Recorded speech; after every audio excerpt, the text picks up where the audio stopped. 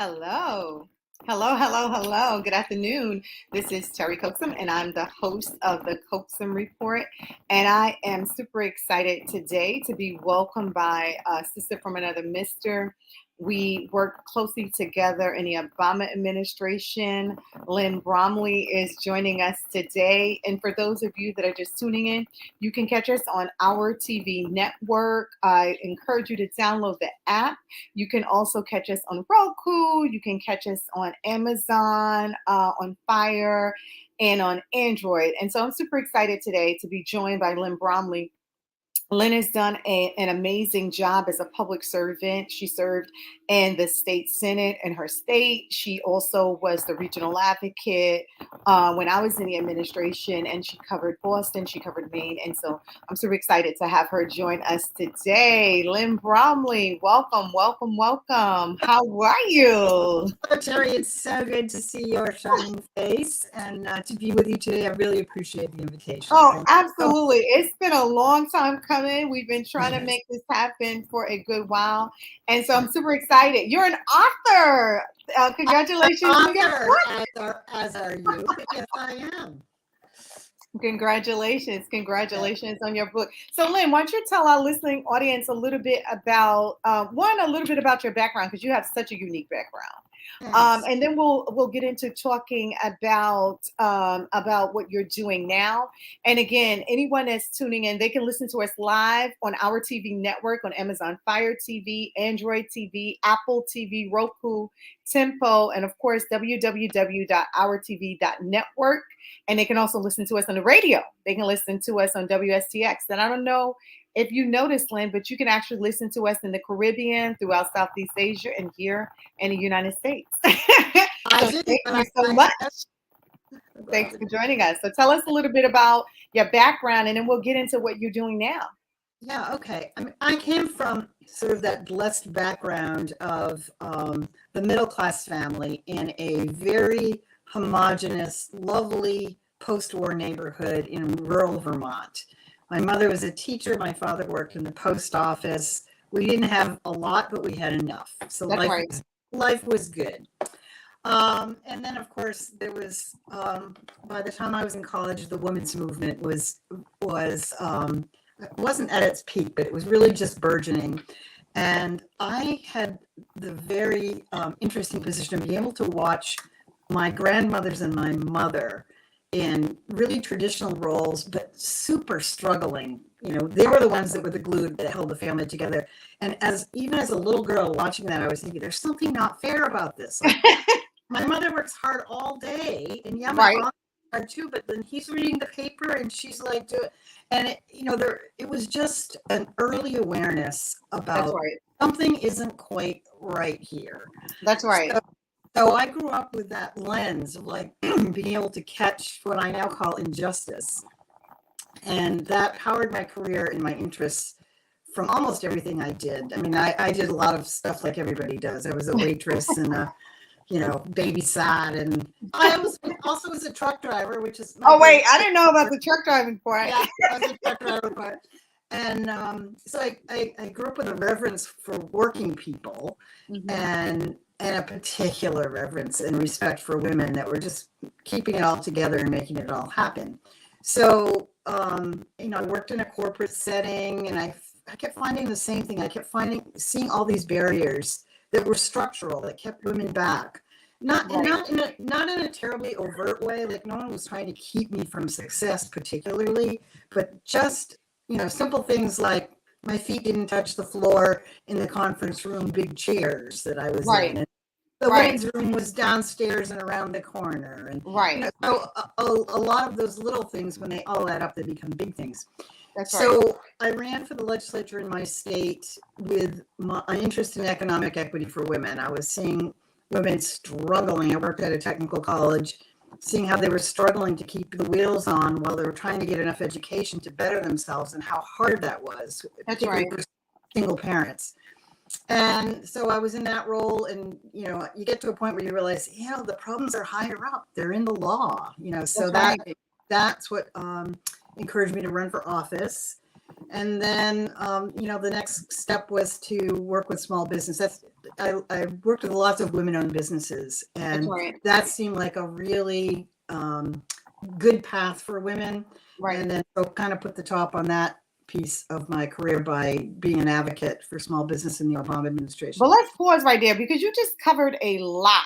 And I know you say it by way of this is my background, but I just want to go back and dig a little deeper with the structural barriers and how you were able to overcome those structural barriers and to identify them so young, seeing that your mother and your grandmother were not just working, they were working and were working very hard. They were taking care of the family, they were taking care of the home, they were taking care of the neighbors, because that's what we do as women, right?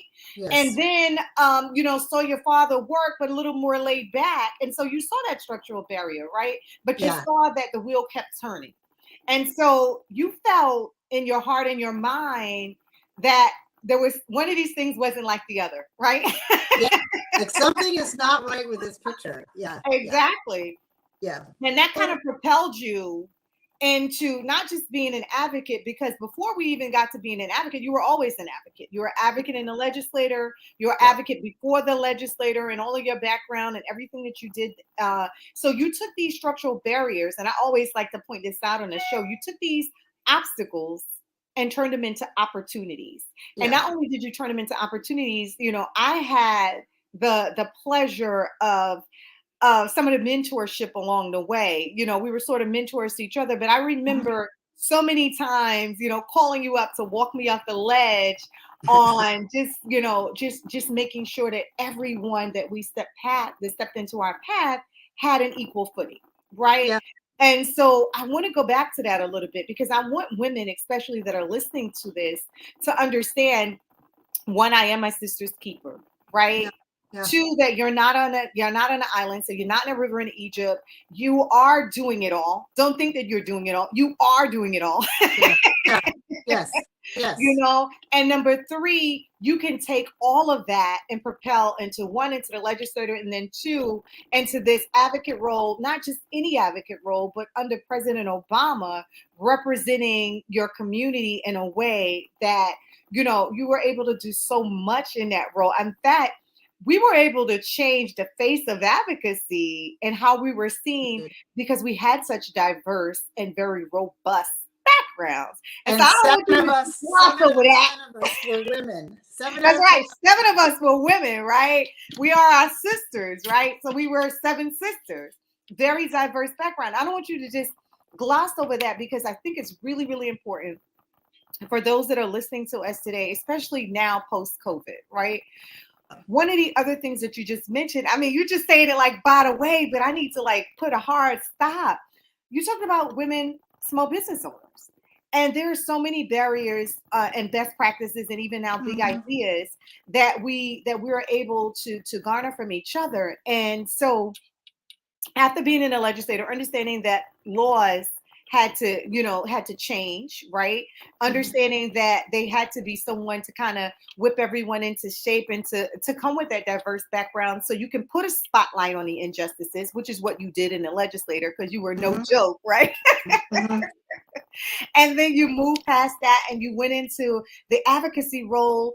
And I want to talk more about the small business role because one of the things that we try to do on the show each week, we want to talk to small businesses about the barriers and how you were able to turn these obstacles into opportunities. We want to talk about the best practices, things that we did in the SBA, and then the big ideas. Because from this, I want to really get into fintech and what that is and what that does and how amazing that world is that you're playing in seamlessly, right? So, I want to get back to. Well, let me roll us back to something. Yeah, roll us back. So, seeing the injustice, and this is really important for all of us, not to get stuck there, but to understand where we are. That's right. Part why I wrote this book. I want people to get halfway through the book and be able to say, well, no wonder it's so hard, and then have a solution. But my maternal grandmother, my grandfather had a stroke and he couldn't work. And there was no disability insurance. And in those times in rural states, they had poor farms. So that's where the town would foreclose on a farm and they'd send all the indigent people there to work and, grow their own food. So my grandmother knew, like, we're going to end up on the poor farm. And she saw an advertisement for managers. Actually, they called them overseers, I hate to say. It's a Wow. whole nother story of that. And she said to my grandfather, this is like the famous line, she said, Harry, we're going to end up at the poor farm anyway. We might as well be running the place. Whoa, I love it.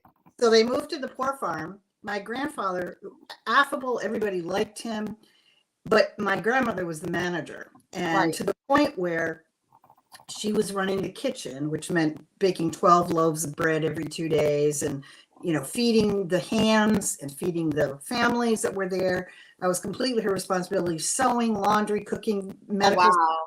She did all that.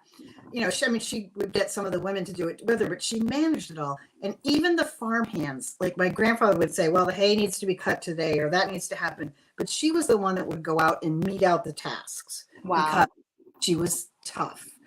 And she paid a huge price for that. I mean, people thought she was humorless. They used to call her the battle axe, Oh, wow. So I knew that history a little bit from my mother, because my mother lived on that poor farm. She went there when she was 9, and she graduated from college still living there. Wow. So my paternal grandmother had a different story. She had polio, and she was married to my grandfather, who she found was philandering. So she wanted to go out on her own, moved across the hall in the house until she could find a job. She went, and she had studied to be a bookkeeper. So she had bookkeeping skills, but she'd never had a job because she married, and she went all over town looking for a job. And people would say things like, well, I don't know what Bob would say if we hired you, or wow. What kind of experience have you had? So she offered a business owner a year of no pay. She said, I'll work for you for a year for no pay. At the end of that, you will negotiate in good faith. So she didn't work the full year, and she was so proud of that. He gave me a job after 6 months of no pay. You're like, you worked? She retired as president of that little oil company.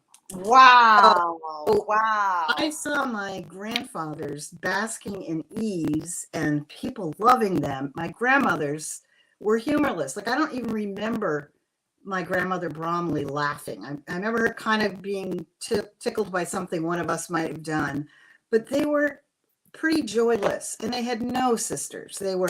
My grandmother Bromley was divorced, and that was like, she was a divorcee. It was a very bad thing. Right. And that's, yeah. And my other grandmother I don't know that she had any women friends. She just worked. Wow. So I think it's important for us to pause there, though. I think it's important twofold, right? One, they were able to take their lemons and make lemonade, no matter how sour the lemonade was, right? They were able to do that. Two, they were living in a time where women weren't respected. Right. And if they were married, they had to get permission to work, despite the fact that they weren't being taken care of properly. So that kind of, that's a situation that really, it speaks to where we are now.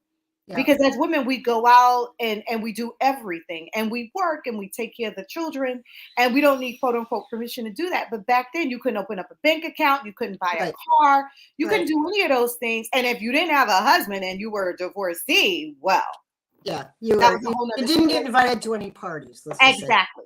So the fact that they were able to take those lemons, make lemonade, and create opportunities for you, which then created an opportunity for me, which now created opportunities for the 7 sisters. And in all of these opportunities, we continue to create these opportunities every day. I think there needs to be a pause there, because, I tell you this all the time. I love you. You can't do anything about it.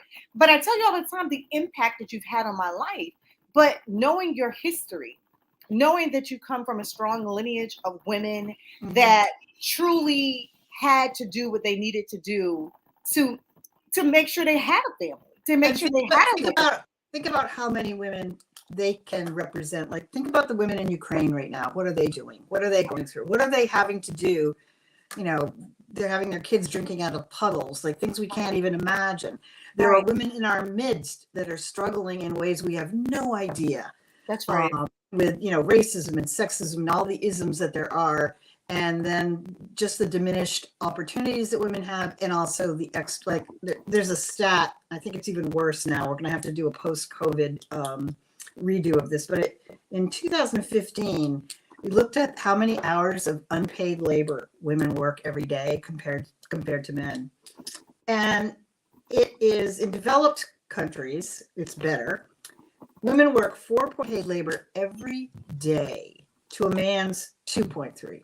Wow. So if you have half your day, that would be 14 hours a week you are working in an unpaid capacity. Just imagine if you had those 14 hours to either use them for leisure or school, or you're getting paid for them. Simply, what would that do to women's lives? So just that little piece of inequity, I want women to understand, you're tired and you're exhausted because you are doing it all. That's right. And we need, that's why we need each other.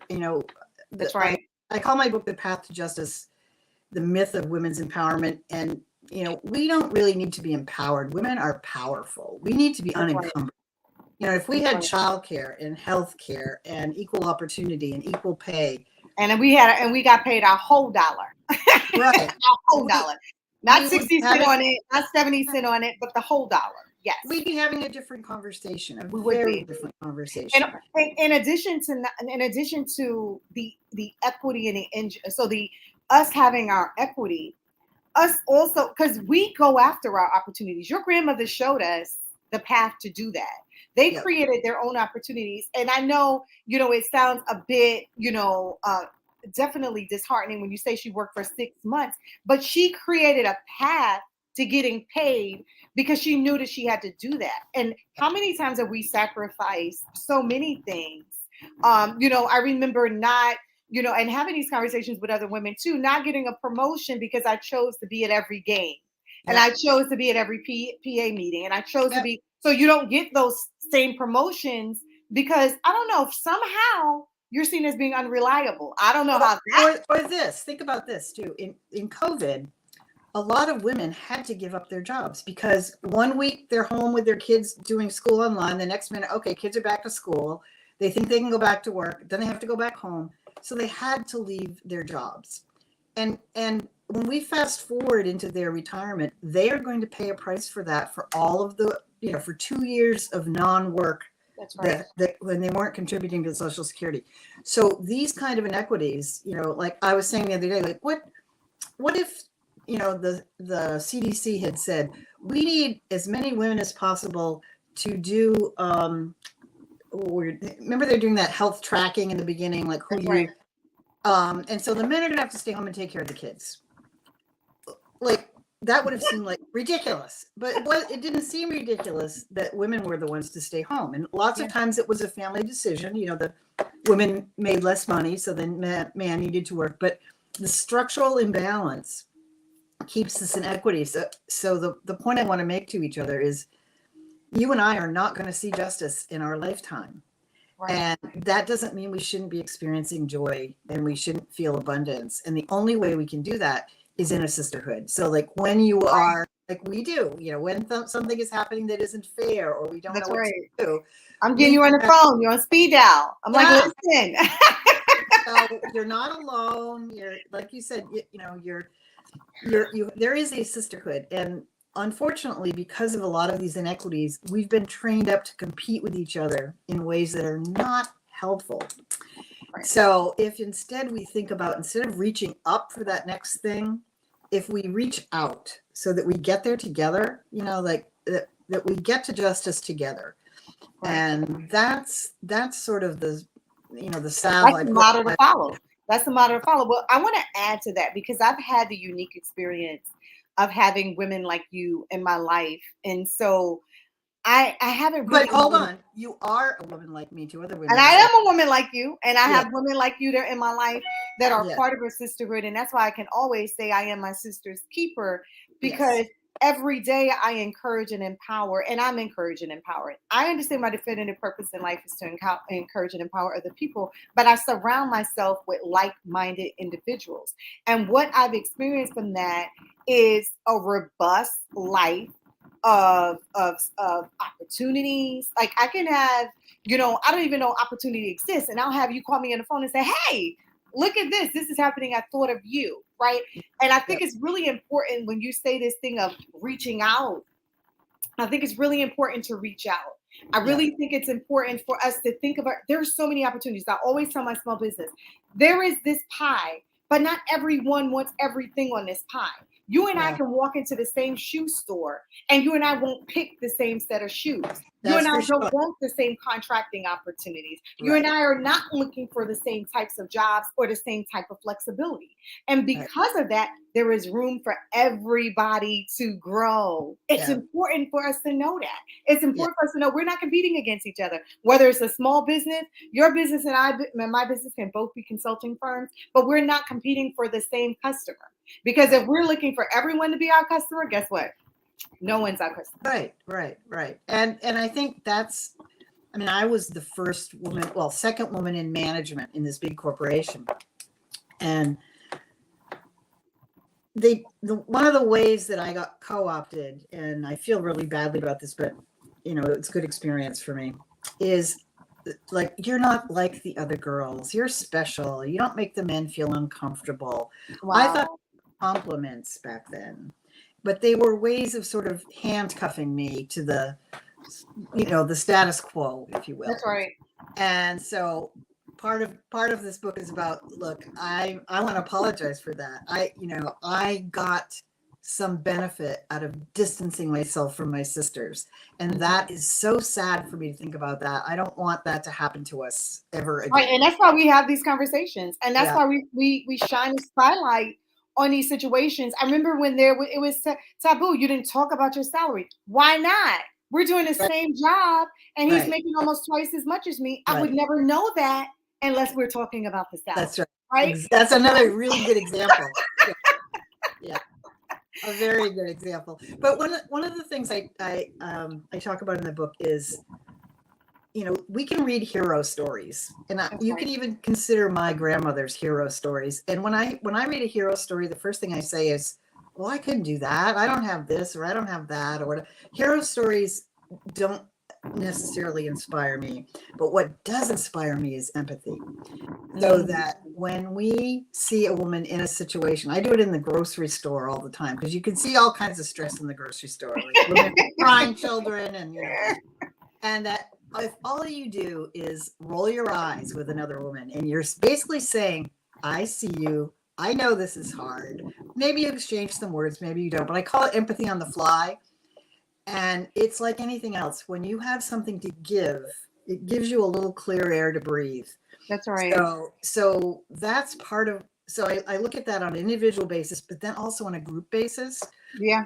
I talk to women about making sister groups, and not as friendship groups, because we kind of already know how to do that, but as groups to help each other and to be able to ask for stuff and That's right. not have to, like, I think I told the story of the Seven Sisters. I didn't like everybody when I first met them, and it became so irrelevant. Right. Some of the people I Because liked, we were a sisterhood. Right. and the people that I didn't like were either most like me or had something I needed to hear that Right. I want to hear. So, Which is why you were like, I don't want to hear it. yeah. So when we think about each other as a resource in that way, we really claim some power that right now we're not. And let me take it a little step further, because your path to justice, your book is phenomenal. I encourage anyone that's listening to us to definitely get a copy of the book. It's on Amazon, right? So this is It's on Amazon. It's also on my website, www.lynnbromley.com, if you don't like buying from Amazon. But you can So either. go on. I mean, it's a great read. It's an easy Thanks. read, but more importantly, it's a resource. Right, Yeah. it offers a lot of nuggets. Strategy. We like to talk about nuggets on the show. We talk about the barriers, but we like to talk about solutions. As you said, and this book offers some solutions to getting everything that you need to get where you're going, right? And I think that Lynn makes a awesome point when she talks about these groups, when she talks about not just having another meetup, not just having another event, not just having another networking session, but actually having a group of resources. And I think, one of the things that I do and I do best, my business, of course, is Coaxum Connects, connecting you because relationships matter. That's what I do on an everyday basis. I'm connecting people to resources. And as a result of that, I'm able to help them get to the next step. All right, funny how times fly when you're having fun. We're going to take a quick break and we'll be right back. I'm talking to Lynn Bromley. Path to Justice is the name of her book. We'll be right back. Today we're taking a little vacation on the west end of St. Croix, visiting a seaside restaurant called the Beachside Cafe here at Sandcastles on the Beach. The atmosphere is just wonderful. You just feel very welcome when you're here. Hi!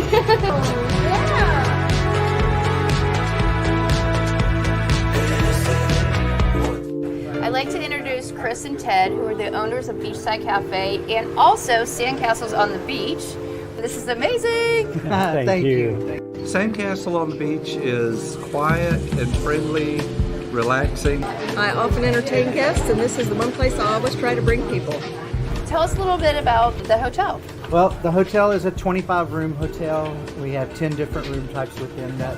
We also have, of course, our greatest asset, the ocean out there, which our side of the island is very calm typically. So it's the best swimming beach and also great for snorkeling. And just walking, doing a nice walking beach tour. Absolutely. Yeah. Best beach access is right here, so we love them. And we're also fortunate we have just up the way Sandy Point National Park, and then Frederickstead Town is just a mile away. Mm-hmm. And so we're really fortunate to be in this perfect spot.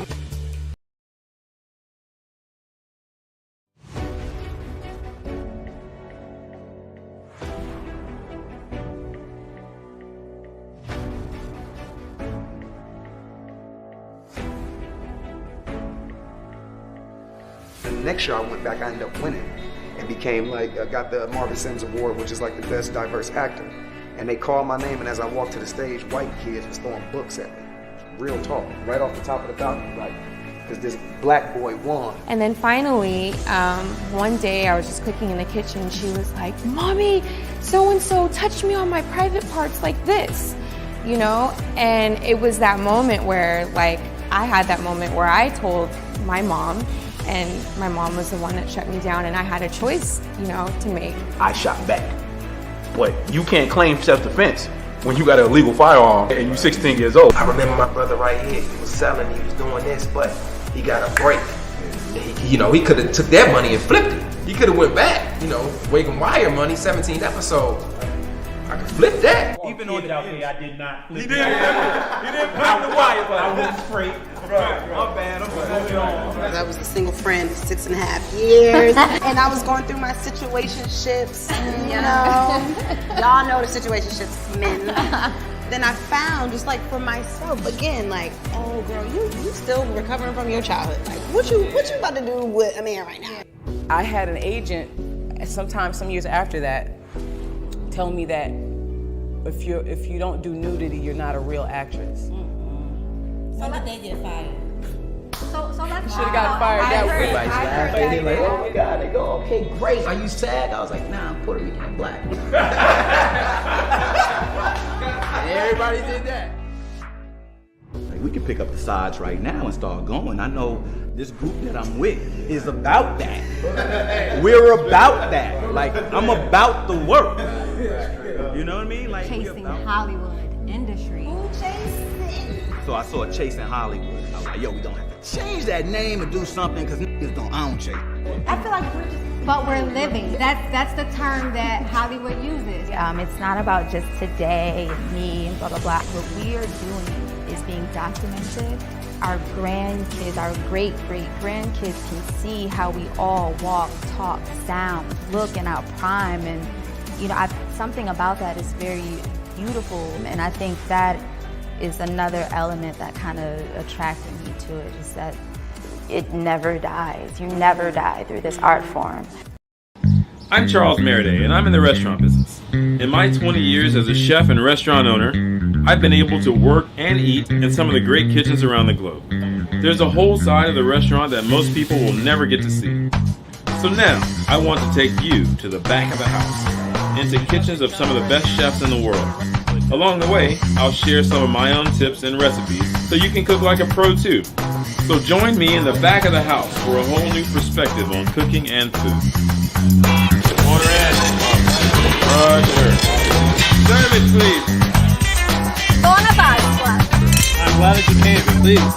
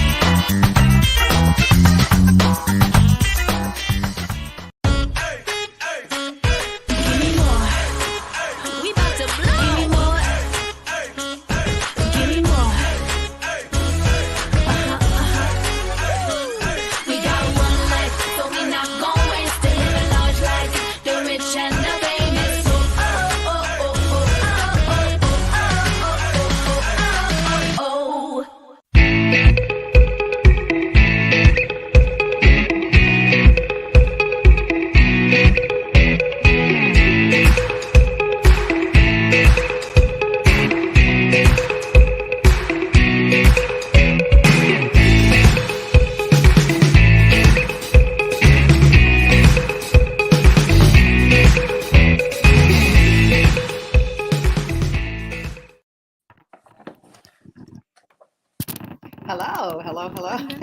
Welcome back. You're watching live on our TV network on Amazon TV, Android TV, Apple TV, Roku, Tempo. And you can also catch us at www.ourtv.network. You can download the app and listen on WXTX Bloomberg. I am super excited. I've been having an awesome conversation with my sister from another mister, Miss Lynn Bromley, who's also an author. We've been talking about her book, The Path to Justice. We've been talking about her background and how she was able to take that foundation and be able to empower, encourage, and move her sisters, including me,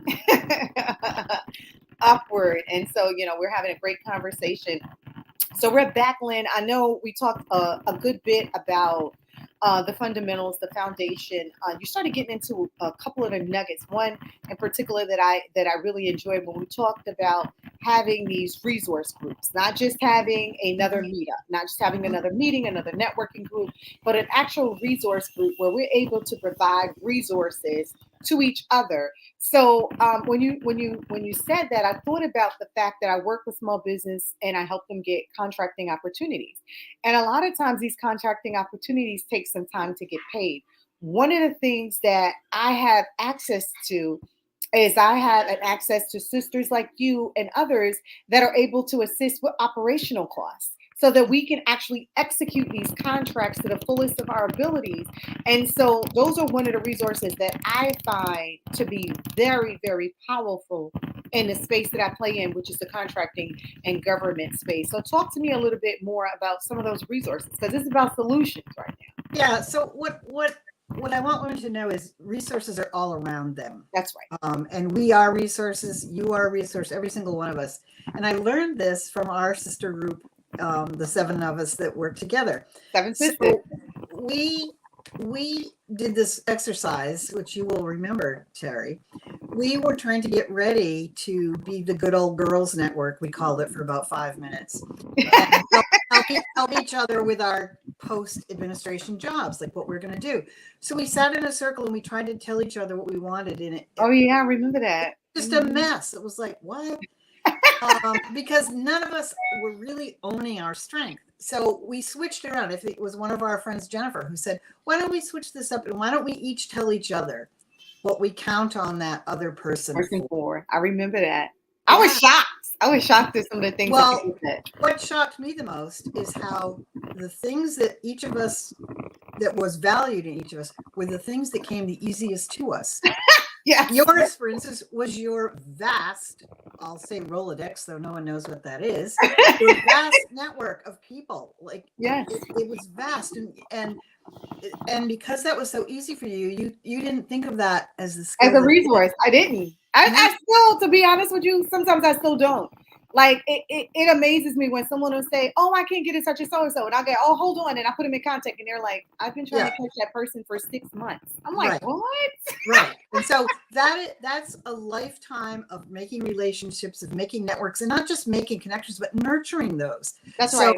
So each of us would tell each other what we valued about them, and each of us, I don't know if you remember this, but we're teary at the end Yeah, because I remember. we hadn't heard it Right. in that way. We didn't know how obvious it was. We didn't know it was appreciated, and we didn't understand that the thing that comes the easiest is our strength. We usually work on our weaknesses. That's right. So having learned that and having realized that we came together as a diverse group, we didn't choose each other. No. We just collided. So one of the things I talk about is use a group that you collide with. And if it's a group of mothers at the bus stop in the morning when you're dropping your kid off at school, say to them, I need a resume. I'm terrible at writing one. I don't know how to do it. Could you all spend 30 minutes with me? Right. So you're just asking the group for something. We don't do that. Or I've just moved to town. I need a new gynecologist. Who do I call? I mean, whatever the heck it is. Right. But then it becomes, what I want women to understand is this group, this sister group, you may not be friends. You may never be friends. You might decide to keep yourself a group, or you might just be a group for a minute. Right. But as that sister group, you have value. That's right. So you ask for something. And when you ask for something, this is the hardest part for us. Asking for something. Promise anything. You don't have to say, if you do that, I'll do this. Right. So one of the rules of this group, you collide, first of all. Don't try to pick them because you'll pick people just like you. Like when I do that, I pick people that tell me how great I am. And it's like, I don't need that. I need what I need is a network of sisters that can help me with some aftercare programs because I'm back with a 4-year-old. Or I am tech phobic. So today I was like, oh, I'm not going to be able to get on this website. So I need to say to people, I need help with my tech. Can you come over and monitor the chat if I'm doing it, whatever the heck it is. So I want people to understand you collide with this group and then you start to communicate with them a little bit.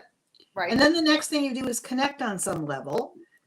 So you've got some similarities like, oh, I know how to write a resume, or I can edit it, or I've got a friend, or here's my gynecologist number, whatever it is. You're coming up with 3 C's. Collide. I've got some more. So collide, communicate, connect. Okay. I got my notebook out. Hold on. Yeah. Okay. Then you start to cooperate. You say, we can go to my house and have coffee, or what works better, 10 in the morning or 4 in the afternoon. And then that's when most groups sort of end. The next stage is to collaborate, and that's different. Cooperate is, we'll have a potluck at my house. Collaborate is, it's Mexican theme night. And so you bring the tacos and I'll bring the salsa and you bring the guac. I mean, so then you start collaborating on something. That's right. And then the one that women need to really be comfortable with is you need to collude. You need to conspire. Sometimes what it is you want to do, the world or the system you're in doesn't want you to do it. So you need support and you need collusion. And do I have time for that little quick story about Code Pink? Absolutely. Okay. So this is well known in health circles. I quoted it in my book where it came from and I've forgotten.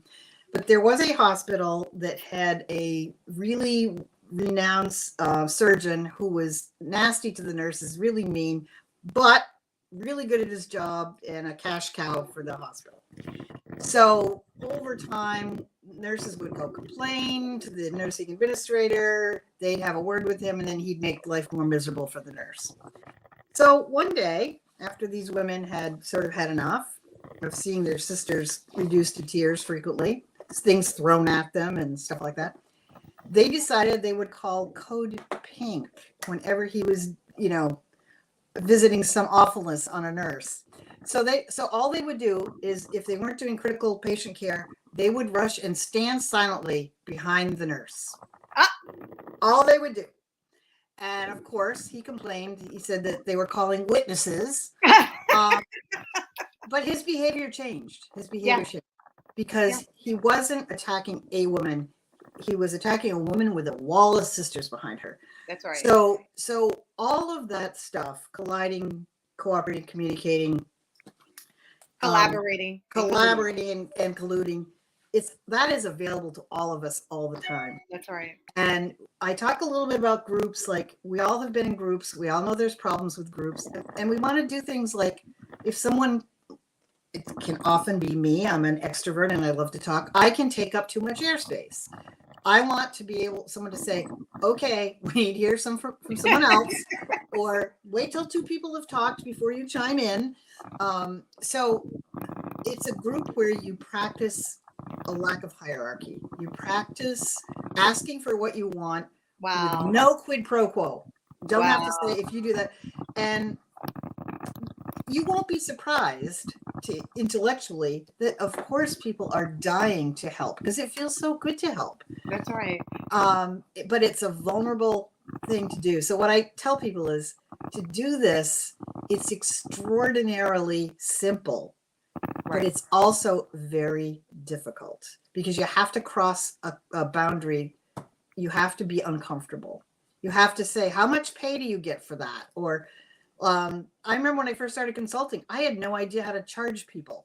That's most of us. That's most of us, yeah. And then I was afraid they were going to say, "Are you out of your mind?" And then I'd say, "Oh, all right, I'll charge less." You know? So those kinds of things. But even that, you know, having a group as the one you described, we've been through it. Like, you know, before, you know, I was consulting before you were consulting before I was consulting. So we can kind of go to each other and say, well, what is your pay structure? Yeah. I mean, I had those conversations with my sisters that were doing the same and similar work. And I said to them, because what I was having a problem in the beginning was getting paid completely. Like there, you know, and she was like, no, you have to put in a pay model where you're getting paid up front. Yeah. Or you're getting paid on a continuous basis, or there's a stop work. I said, oh my God, I can stop work? Yeah. I would never. Well, someone told, I mean, think about what you said. Someone needs to get in touch with someone. You can do it like that. Well, you can do it like that because of years of work. That's right. Like, if you're a lobbyist and you get someone a meeting with the governor, they pay thousands of dollars just to get that meeting, and they're happy to do it. Right. So we forget that what we do easily, it's you know, it's because of it's an accumulation of our experience and our skills that we've had, and they have value. Yeah. So, and let me tell you, and I think I've told you this before. I'm not going to call names to protect the guilty, but I had a former elected official that called me up because he wanted to, he was trying to get a liquor license for something. And so he said, hey, do you know so-and-so? Yes, I put him in contact with him.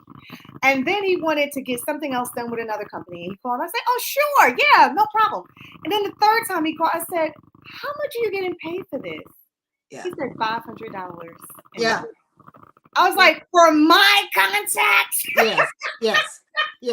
So the first time I met with this woman, I was afraid to ask for her time because she was, you know, well known in Boston, and, you know, and I asked if we could meet for lunch, and then, you know, we did, and she was so casual and so generous, and so that it took me all the lunch to work up and tell her, I don't know how much to charge. So she said, well, here, Boston, nothing less than 400. And I said, a day? And she goes, no, an hour. An hour. Because when you work in public service, right, you give it away for free. Give it away for free. And, that's right. So I had been, I mean, you're getting paid. But, but you're not getting paid. No. You know, the rate that you would be getting paid if you were doing it. And it's easy. Like I can just say, oh, we'll do da da da da da da da da.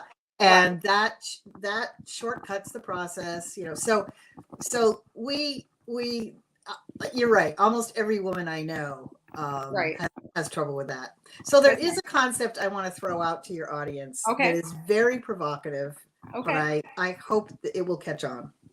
So as I was researching for this book, Amazon changed my algorithm and started sending me very interesting things that they thought I should read. And one of them was, why do so many mediocre men get to be managers? And so I'm reading that's this. interesting. And I always used to think, remember when we got the studies at Advocacy Right. about how women-owned businesses did better and research teams with women did better. And so we're always saying, you know, women are better. And then I thought, that's the wrong argument. We are falling into that trap. Right. So that instead of thinking that men should be more like us and be better, we should be more mediocre. Really? Yes. Tell me Think about more. it. Think about it, because if everything we do is extraordinary, which it is, we exhaust ourselves by doing that. So we should make a choice about where we are choosing to be extraordinary. Well, like right now, you look like you're in your element. You do this talk stuff beautifully, and I bet you. Thank you. Bet you like it. So yes, I love it. I'm not saying be mediocre at this, but I'm saying, you know, don't do everything in your job aspire to be one's in good enough. Right. Don't sprint at everything you do. Everything can't be a sprint. Right. Because what happens, and one of the reasons we're so exhausted, is because that's initially our ticket in. You know, if people aren't as, I mean, I'm using women because that's my experience, but you could sort of fill this in with whatever marginalized population you are. So if we act extraordinarily to get in, that's our ticket in, and we think it's a sprint, and then we get there and we want to get the promotion, and so we keep doing it. We get exhausted. So when we're exhausted, what do? We look for a solution. We look for an empowerment solution. That's usually just another to-do list, like self-help. Think about it. Self-help really isn't help. It's not help. It's self. So we reach for something like that, or we cook all of our meals on Sunday night, or it's just adding to our to-do list. Then we're more encumbered. So we go from being extraordinary to being exhausted to being more encumbered, and then back around to being exhausted again. And the only antidote to that, here I'm using all E's, is empathy for ourselves and each other. So we have to be willing to say, Terry, you can do C+ work right here. You don't have to do your A- work. And I can say to myself, good enough, like this book would never have been published if I didn't have a woman saying, Lynn, good enough. It won't be perfect. And so right the minute it was printed, it was like, oh God, I should have said that this way. I wouldn't. I had to decide that good enough is good enough. Right. And so I want to add to that though, because I think what you're saying is even more powerful in this time, right? In my book, Peaceful Pondering, one of the things I say is that no is the complete answer. You don't even have to take on all of those tasks. Whether you're sprinting here, I don't have your name on it, but there is a quote in here that says that. That's right. We don't have to take on all of the tasks. The thing about being extraordinary or having empathy and being the women that we are to want to see the change in our lifetime is we take it all on. We take it on. And sometimes, and I have to stop myself from doing this. If I see something needs to be done, I speak up, and usually they'll go, oh, great, you can take care of that. And I would go, okay, I don't do that anymore. No is a complete answer. It doesn't need an explanation. Right. I will direct you to the resources that you need to get it done, but I'm not taking on every single person's project, because then that takes me away from what my definitive purpose in life, which is to encourage and to empower other people. Absolutely. We only have 24 hours in a day. What we do with our 24 hours is going to determine where we're going, what we're doing, and how successful we're going to be, what we desire to do. Absolutely. So you're absolutely right. And part of the way we can use these sister groups is you model that. I mean, the first time you say no, I learned this from my daughter in college. She's on the phone talking to someone, and they were asking her to do something, and she said, no, that's not going to work for me. And I was waiting for her to say why, and she didn't. And I thought, you don't have to explain. You don't at all. There's another woman that I quoted in the book where it was a political thing we were doing, and someone said, well, why don't they do such and so? Why don't you do such and so? And she said, that is an excellent idea. She says, I have an extra hour a week. Is there someone in the room that could provide some leadership and structure for this? And no one raised their hand. Right. So she said, we don't have sufficient resources to take that on right now. Absolutely. And for my entire life, would have taken that on and That's done right. that. Used an extraordinary effort to do what was probably a half-assed job. If I can Right, say. and then here's the other thing about that. It's not something that's going to get you to where you want to be. Exactly. That's the other part of it. Yeah. So if I start taking on everybody's project, what happens to Coaxum Connects? What happens to Lynn Bromley? Right. What Right. happens to what Right. we need to do or what we're trying to do? We only got 24 hours in this day. Yep. That's it. We can get more money. We can get more resources. But we can't get more time. We That's cannot right. get that time back. So And aspire so- to be mediocre at many more things in your life. and free up some more time. You know that game, that awful game, Cards Against Humanity. I want to make a card game that it's like Cards Against Extraordinaryism. So the thing might say, could you work overtime tonight? And the answer is, if I'm that valuable, I'm way underpaid. Or could you pick up the special dog food at the vet's on the way home from work? And it's like, no, the dog can eat scraps. I'm going to pick up some special takeout for me tonight. Or, so being able to understand that you don't have to be an Uber worker, an Uber mom, an Uber partner, and that, they say women can have it all, but what they really mean is women can do it all. And That's right. there's a big difference big between difference. that, because There's we're a not big getting difference. paid for That's right. 4.3 hours of what we do every single day.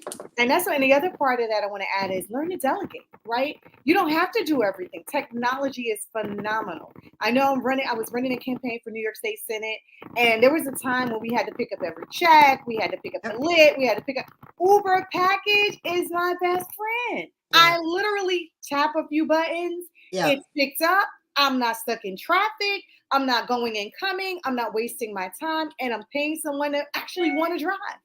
And these are where one of the programs of the SBA is the Women's Business Center.